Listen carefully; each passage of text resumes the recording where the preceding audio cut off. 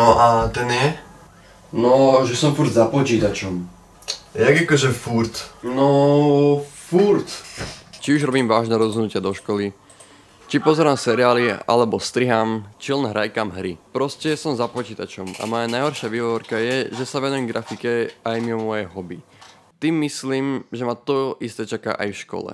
A to som v škole na kompe dosť pravidelne. A potom aj doma. No, dobré, ale čo máš v pláne robiť, aby si to čo najviac ovplyvnil? Hej, toto je moje video a môj príbeh. A ty si kto? Johnny Silverhand.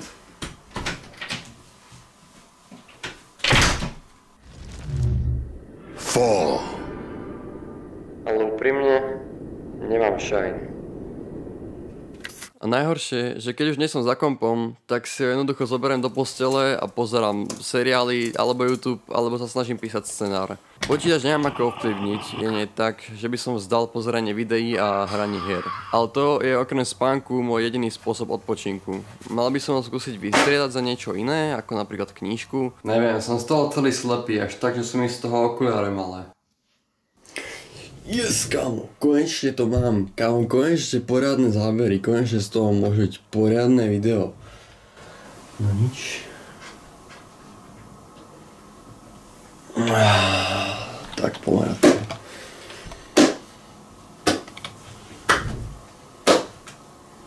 A ty tu čo robíš? Ty si fakt myslel, že to bude také jednoduché. Vypadni odtiaľto. Vypadni.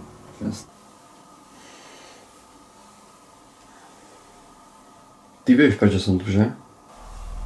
Daj mi to. No tak, daj mi to.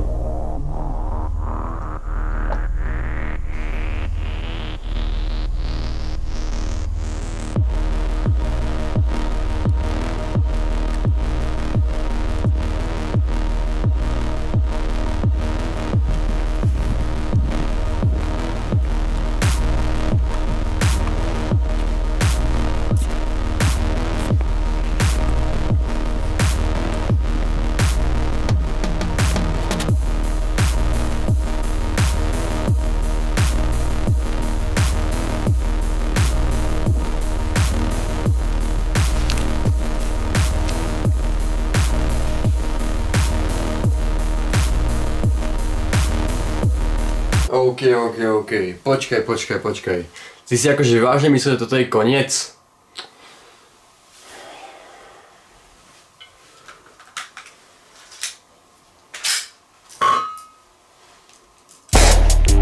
Počkaj ma, to čo si dal, aby si povedal, že toto je dobré video dať von?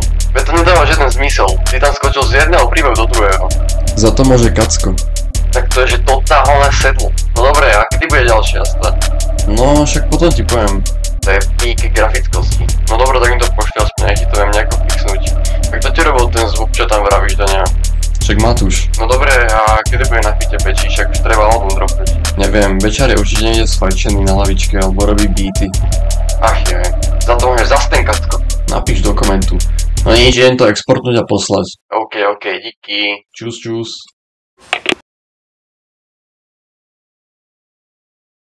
Hej, ale tak na druhý pokus si myslím, to nebolo až tak zle. Sme ešte na začiatku cesty.